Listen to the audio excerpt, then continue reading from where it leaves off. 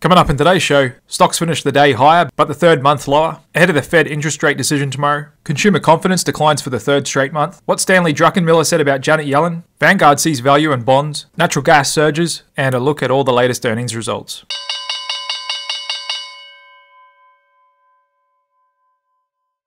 Welcome to the Click Capital Daily Market Show, everybody. I'm your host, Jared, and I'm going to get you all updated on everything that's going on in financial markets today. And we finished the last day of October on a positive note with a bit of a broad-based rally. Just a few small pockets of red on the back of some earnings like Caterpillar and AMZN, and a bit of softness in the mega cap techs, with the leaders being defense contractors and some REITs. And since we just finished out the month of October, there's the heat map for how everything performed in October, and you can see it's a bit checkered. And believe it or not, utilities was the only sector to finish the month higher. Amazon and Microsoft were the two best mega cap tech stocks, and we actually saw some big falls in NVDA down almost 9%, Google down 7.3%, and Tesla, the loser of the pack, down over 20%. Got a lot of weakness in the healthcare biotech stocks. The two largest energy stocks came off, and a bit more widespread weakness in industrials, travel stocks, and the financials. And there's a look at the clean monthly chart of the S&P 500, just finishing the day slightly under 4,200, and we're just putting the third consecutive month lower. And that's the first time we've done 3 consecutive lower months since COVID. Back in January 2020, we finished lower for 3 months before we found a bottom. Same deal with the Nasdaq. Third consecutive month lower. We did see 3 months lower last year. The Dow lower as well, and small caps the weakest, with the Russell sitting right around its lows from last year. And there's a composite chart of the mega cap 8 stocks, which have also pulled back a bit, but are holding up a bit better. And stick with me, because after we go through all the news,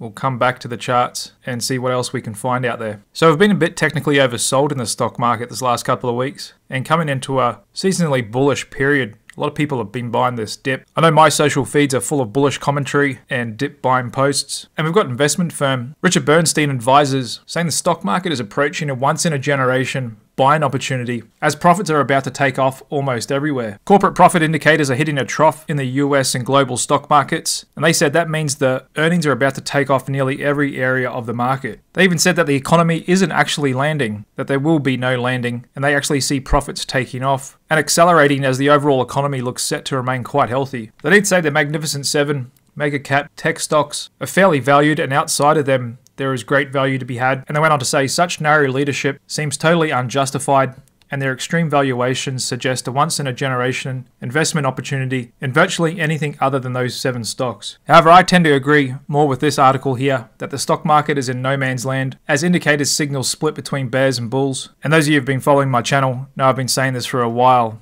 that I don't think we're neither in a bull market or a bear market, but rather a sideways market. And just looking at a weekly chart of the S&P 500 to illustrate my point, we're currently trading at the same level that we were back in June 2021. So we've pretty much gone nowhere for 2 years, and we're right around the middle of this range from the all-time high, just a bit above 4,800, and the low in October last year, just below 3,500. And there's a look at the amount of stocks above their 200-day average in that same time frame. And in that time, breadth has weakened significantly more than the S&P 500 price, because in June 2021, we had almost 90% of stocks above their long-term average, and that's pretty much been in a downtrend since, and currently sits at 30% today. So there's a lot of indicators that say this market's still got a bit of a bearish tone to it. However, of course, the mega cap tech has helped keep the indices propped up, and enthusiasm about AI is still alive. And just looking underneath the hood of the economy, consumers are still losing confidence, dipping down for the 3rd month in a row on the back of still sticky inflation, political drama, the war in the Middle East, and still a lot of people struggling to pay high gas and food prices out there, which is pretty much a trend around the world. And not to mention the high cost of borrowing that consumers are paying on their credit cards and other personal and auto loans. And even though the Fed hasn't increased rates for a few months now, and looks like they're probably on hold, we've seen a sharp rise higher in long-dated yields. And like former Dallas Fed president says, the US is borrowing too much money, and that's what's driving rates higher. Just in this quarter alone, the US federal government will borrow $8.66 billion a day. And like Richard Fisher says, that's a horrendously large number, and it's set to grow next year. He went on to say there's just no way you can clear this market that is so heavily dependent on more issuance, more issuance, more issuance, as the mounting pile of US debt is an increasingly worrying factor for investors who are afraid of what the soaring deficit means for the long-term stability of the US economy. We've even got former Treasury Secretary Larry Summers saying the US fiscal deficit is a more serious problem than ever before, as the budget deficit is large not only in absolute terms but also relative to the size of the US economy. The 2023 shortfall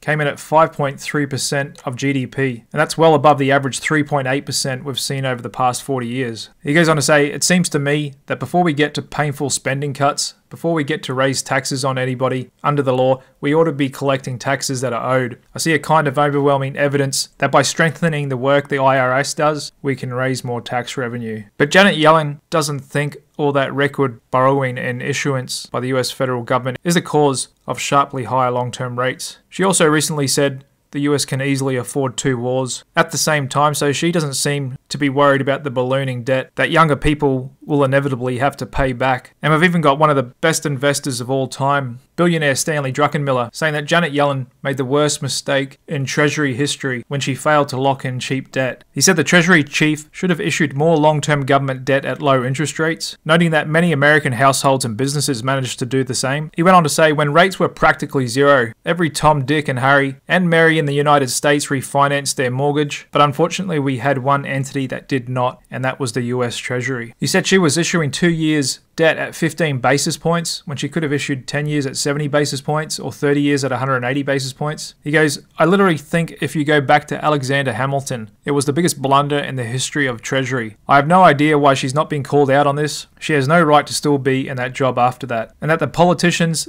that are telling you and think they're not going to cut entitlements, it's just an outright lie. The numbers absolutely don't work. It's a fantasy. Honestly, I think the math has gone crazy." And I totally agree with all those points, and so does the bond market, which anybody can see just by looking at the price action in the 10-year government yield in a really well-defined uptrend, with the last Fed hike occurring back in July, when the 10-year was around 380. We've now climbed over a full percentage point, currently sitting at 492, just under 5%, highest levels we've seen since 2007. And there's the 30-year yield sitting firm as well at 509. And like Stanley Druckenmiller said, Janet Yellen could have sold a 30-year strip of bonds at 1.8% and significantly reduced the interest repayments that the US government and taxpayer has to pay back. And one sector already feeling a lot of the brunt of that is commercial real estate. Kicked off by COVID and the work from home trend, still got a lot of vacancies in major cities around the country, with research firm Capital Economics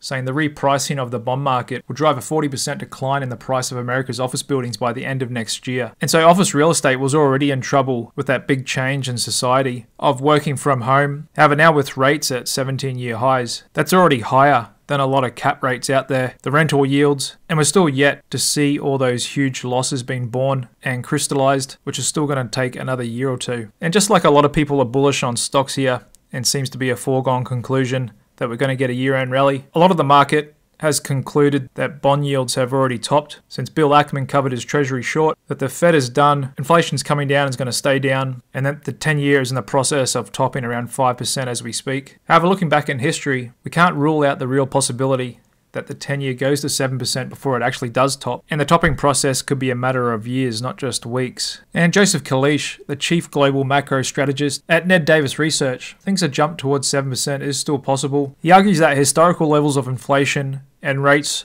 show an average neutral rate of interest from the Fed of 2.25%, term premium of 1.65% since 1961, and inflation of 3.3% since 1960, which he says when you add all that up, you get 7.2%. So getting comfortable with a 5% 10-year Treasury yield is actually quite conservative. And in the long term, it does average more around that 6 or 7%. And like the early 80s, we actually saw it getting up closer to 15%. However, a lot of people are buying bonds here as they are really technically oversold and their worst drawdown ever, third consecutive year lower. And some analysts are saying, even though a lot of people are worried about government spending, that's no reason to avoid buying bonds. And there's a chart of the US federal government's interest expenditures, and we can see how much that's accelerated from 2021, with it now estimated to be $1 trillion a year just in interest repayments alone. But as you look back in history, the higher interest rates are, the better bonds are for investing, as you're more likely to be closer to the top, and there's more room to fall, which gives a bit of tailwind to the bond market. But I think the bond market bottoming process is going to be at least months, if not years, because of this huge debt from the US government's not just going to go away overnight. And even one of the largest fund managers in the world, Vanguard, sees tremendous value in the bond market here, and are calling it a new era where higher rates for longer will mean better long-term returns for investors. They said they do expect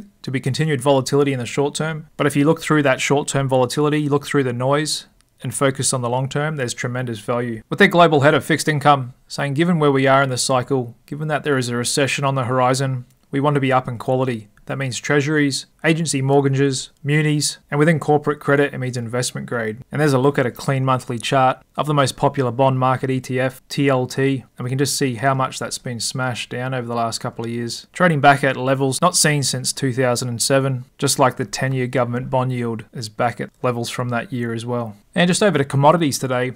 Actually got crude oil falling through support and actually closing lower for the first time since the Friday before the Hamas attack on Israel on the 6th of October, finishing the day just above $81 a barrel. And fears of that spilling over and disrupting supplies have really faded. We almost got up to $90 a barrel a week and a half ago, and even though things could still escalate over there, the market really doesn't seem too worried about it, and the focus seems to be more on demand destruction from consumers buying less gas. And the biggest reaction was in the gold market, and it too looks to have stalled out at around this key $2,000 an ounce level and still consolidating, pulling back a little bit here. And the winners today were actually uranium, finishing up strong over 4%, still on a well-defined uptrend. And as we get into the cooler months in the northern hemisphere, we've seen natural gas spike up again today, 6.6%. And just taking you out to a weekly chart on natty gas, it's been really depressed most this year. Sold off hard in Q1, then kind of just consolidated down there for a while. And just looking back on the daily, we can see we're breaking out a bit here. And actually finishing the month of October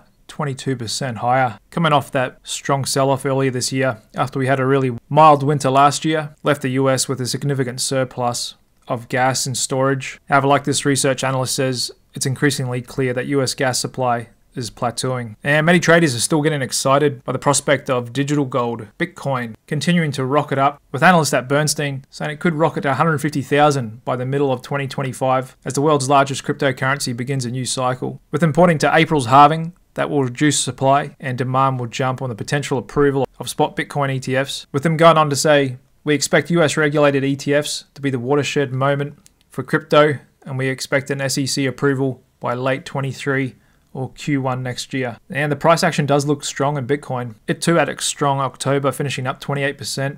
And we're just consolidating below this big resistance level at 35,000. And there's a look at the weekly chart. We got all-time highs at 69,000 made back in November 21. And we got as low as 15,000 last year. And then we've more than doubled off those lows. And Bitcoin continues to have a good year and a clearly defined short-medium term uptrend. And that's much to the dismay of SEC chief and anti-crypto proponent Gary Gensler, who could also be coming after AI now, saying that it's likely to spark the next financial crisis, pointing to ChatGPT and other new AI technologies coming with great risk. And so he may be looking to get some regulation and rules on the AI industry and how it interacts with large financial institutions. We also just got earnings today from large chip maker AMD with a slight beat and still some good growth in their numbers. Revenue increased to $5.8 billion from $5.5 billion a year ago. They posted EPS 70 cents a share, up from 67 a year ago, and a bit ahead of expectations. However, the market's not all that excited by it, just trading up 2.4% off these lows here. And there's a look at the semi-sector ETF, which has been a bit weak lately as well, trying to find a short-term bottom here.